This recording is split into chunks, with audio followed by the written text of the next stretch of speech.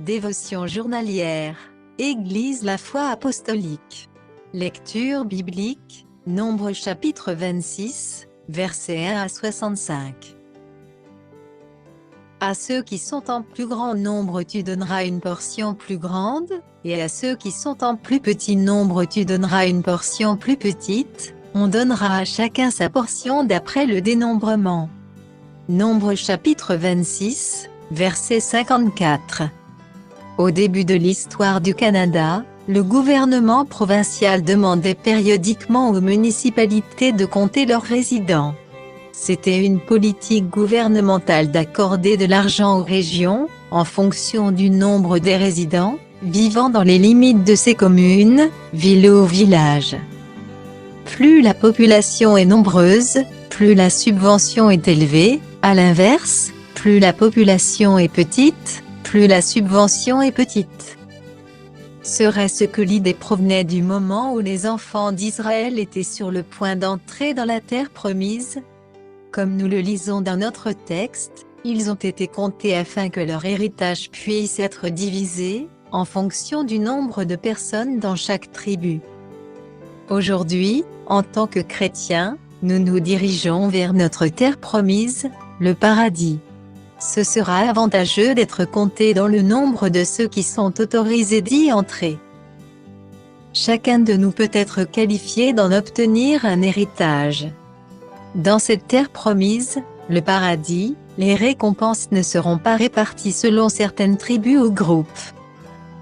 Peut-être pensez-vous que si les chrétiens de votre école, de votre lieu de travail ou de votre quartier devraient être comptés, le résultat serait vous. Peut-être que vous regardez vos collègues ou vos camarades de classe, et vous vous rendez compte que même si votre travail, ou vos cours vous amenaient à passer beaucoup de temps avec eux, vous ne vous sentirez pas à l'aise parce que vous êtes chrétien. Peut-être que personne d'autre dans votre famille ne travaille pour Dieu. Une jeune femme qui a été empêchée d'aller à l'église lorsqu'elle était adolescente, pourrait avoir un service religieux privé dans sa chambre, et Dieu la rencontrerait là-bas. Même si vous êtes seul à défendre Dieu, vous pouvez recevoir une récompense si vous faites de votre mieux pour vivre pour lui. Soyons comme Josué et Caleb, et soyons parmi ceux qui étaient comptés au départ, et parmi ceux qui étaient comptés à l'entrée de la terre promise. Si nous contemplons ce que sera l'héritage pour ceux qui parviendront à la fin, nous pouvons comprendre pourquoi l'auteur-compositeur a écrit « Seigneur, je veux être dans ce nombre, quand les saints entreront. » Contexte. Après avoir erré dans le désert pendant près de 40 ans, les enfants d'Israël étaient sur le point d'entrer dans le pays de Canaan, la terre promise. Dans le texte d'aujourd'hui, nous lisons que Moïse et Éléazar ont reçu l'ordre de faire le dénombrement des Israélites, dans les plaines de Moab près du Jourdain près de Jéricho. La première année, après que les enfants d'Israël sont sortis d'Égypte, ils ont été dénombrés au mont Sinaï, nombre 1 et 2, c'était donc le deuxième recensement que Dieu avait ordonné de faire. Le but du recensement à ce stade, était de préserver la distinction entre les familles, de réglementer les tribus avant leur entrée dans la terre promise, et de déterminer la portion de terre qui devait être attribuée à chaque tribu. Bien que tout le pays ait été divisé par tirage au sort, Dieu a décrété que les portions qui reviendraient aux grandes tribus, seraient des héritages plus importants.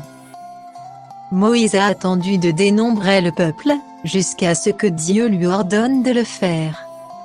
Dieu a ordonné à Moïse et Éléazar d'utiliser la même procédure qu'ils avaient utilisée lors de l'ancien dénombrement, en ne comptant que ceux qui étaient capables de partir à la guerre, les hommes qui avaient 20 ans et plus. Pour le recensement, un registre des tribus et des familles a été pris, avec le nombre et le total de chaque tribu, et le total de tout le peuple. Ce dénombrement a montré une diminution globale de 1820 par rapport au recensement précédent. C'était en soi un miracle. Toute la population adulte de la nation, à l'exception de Josué et Caleb, étaient mortes pendant les 40 années dans le désert, à cause de leur désobéissance et de leur incrédulité. Mais le nombre de la population adulte à cette époque était proche de ce qu'il était au début. La tribu de Lévi ne devait pas avoir d'héritage avec le reste d'Israël dans le pays de Canaan, et par conséquent cette tribu a été dénombrée par elle-même. Des instructions spécifiques ont été données, dans d'autres chapitres sur la manière dont les villes et les terres devaient être attribuées à cette tribu. Comme on l'a si souvent vu auparavant, l'attention de Dieu aux détails s'est manifestée dans le dénombrement des personnes, et ses instructions concernant l'attribution des terres. Regardez de plus près. Pourquoi était-il si important de faire le recensement de chaque tribu, plutôt que de simplement trouver un total de tous les Israélites? Bien que leurs parents soient tous morts dans le désert, cette génération d'Israélites prévoyait une entrée dans la terre promise.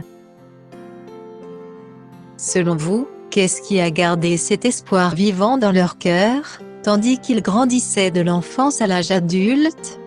Parfois, nous pouvons avoir l'impression qu'il faudra beaucoup de marches avant d'arriver au paradis. Que pouvons-nous faire pour garder cet espoir vivant dans nos cœurs? Conclusion. La terre promise a été divisée par tirage au sort aux Israélites croyants. Dieu a déterminé l'héritage comme il l'a jugé bon. Personne d'entre eux n'avait aucun mérite ou droit à cela, Dieu le leur a simplement donné. Le royaume des cieux est donné par la bonne volonté de Dieu, à ceux qui se sont repentis, ont cru et lui ont obéi. Serez-vous comptés parmi ceux-là? Bonne journée à vous.